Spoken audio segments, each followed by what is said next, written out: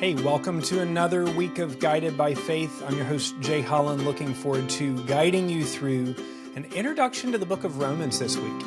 If you are in my youth group at Covenant Fellowship Baptist Church, we are going to be spending a good bit of the year walking through what is, I have a few favorites, but one of my favorite books in the whole Bible, and that is Paul's letter to the church in Rome, also known as Romans. And this week, I want to spend a little bit of time just kind of unpacking the very front end, Paul's purpose in writing it, and how that relates to you. And I want to start with a quote that is from a famous Christian preacher.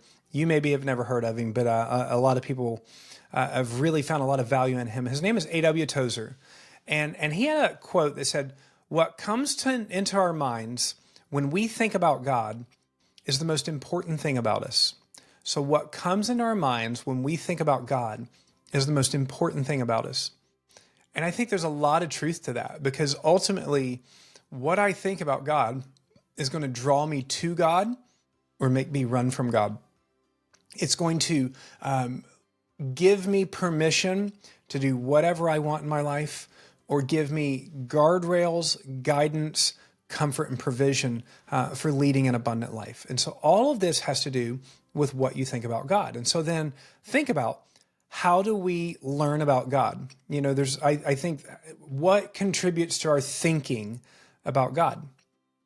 What about you? What are the primary inputs that shape the way you think about God? And I think number one, these may not be in rank order, but I think these are the biggest ones as I think through.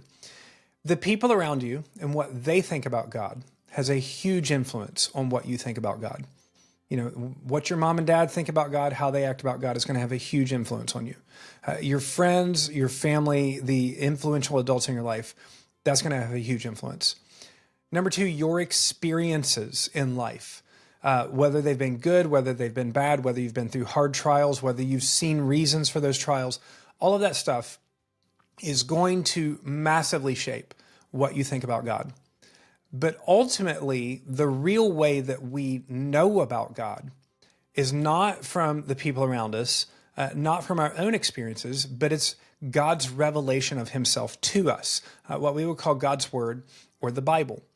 And Romans is one of the most important books in the whole Bible, because Romans is the fullest explanation of the gospel, of the good news of God coming to redeem and rescue man that we have. So Romans takes more time explaining the gospel than any other book in the Bible.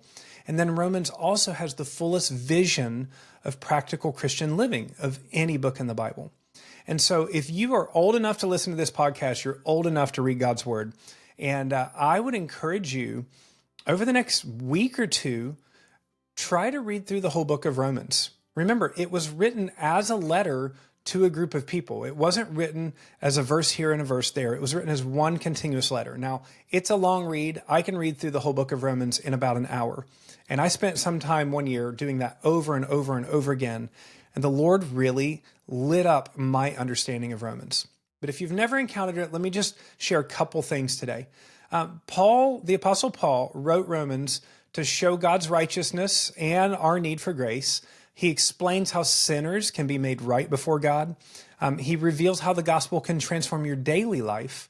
And he shows how the gospel unites Jews and Gentiles and can break down every kind of racial and gender barrier, economic barriers, all of that come underneath the gospel, come underneath the kingship of Jesus, and allow us to be united together.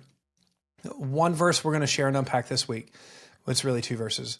Romans 1:16 through 17 says, "For I am not ashamed of the gospel, for it is the power of God to salvation for everyone who believes, to the Jew first and also to the Greek. For in it the righteousness of God is revealed from faith to faith. As it is written, the righteous shall live by faith." So I just wanted to give you today, before we unpack what that verse actually means, that's the key passage. That's what Romans is all about, what that verse just says. But I want to back you up and just challenge you with that question. What do you think about when you think about God? And why do you think that? Is the primary stuff you think about God, is it because of what the people around you think about God? Is it because of the experiences that you've had? Or is it coming out of God's word? Now, I will tell you in my life, it's really all three of those, but God's word needs to be the primary, not the addition on top. Because people around me are going to have wrong views and wrong actions. My experiences have lots of different meanings that I can assign. So I need the root foundation to be how God revealed himself to me. That's why it's so important for you to be in God's word. So important for you not just to listen to preaching and teaching, but to actually read it yourself so that you can see what it actually says. What you think about when you think about God is the most important thing about you, because it will drive you to God or it will drive you away from God. It will transform your life or it will wreck your life. And so today I want you to think about, what do you think about God? Why do you think about it? And have you allowed God's word to be the primary source of what you think about God? If not, think about that today and ask God and see what you might do to be a little different to correct your thinking.